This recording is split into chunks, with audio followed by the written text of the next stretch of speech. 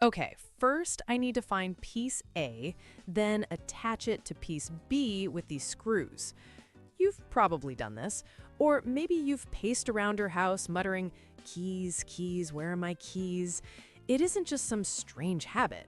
It's called self-talk, and it's one of the most powerful tools your brain has.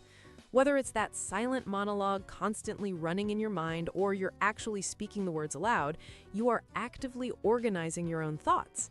It's your brain's way of staying on track, of externalizing its own processes to make them clearer.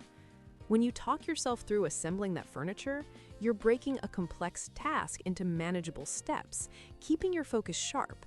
It's why reciting facts helps you study for an exam. The sound of your own voice reinforces the memory.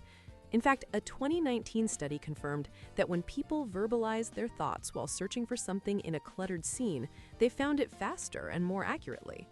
It's a direct line to your brain's executive function, the part responsible for planning, focus, and executing decisions.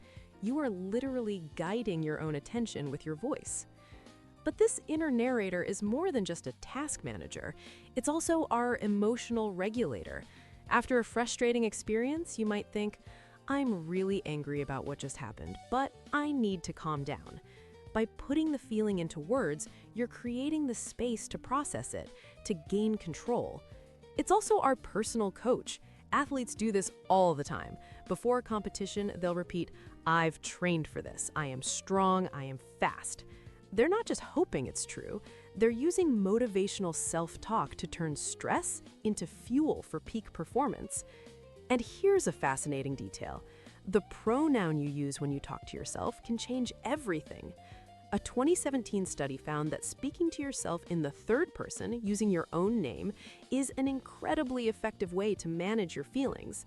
So instead of thinking, I'm so nervous about this presentation, you'd think, Sarah, you've prepared for this. You can do it.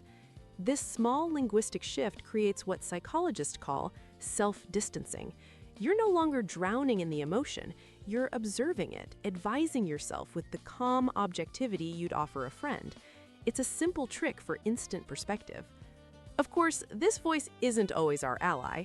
For many of us, it's a harsh inner critic, that constant nagging voice saying, I'm such an idiot. I always mess things up. This kind of negative self-talk is a hallmark of anxiety and depression, creating a feedback loop of low self-worth. The key to breaking that cycle isn't to silence the voice, but to challenge it. When that inner critic speaks up, you don't have to accept its judgment as fact. You can question it. Ask yourself, is this thought 100% true? What evidence do I have? What would I say to a friend if they said this about themselves? You'd offer them compassion and a more balanced perspective. You can learn to offer that same kindness to yourself. Our upbringing and even our culture shape this inner voice.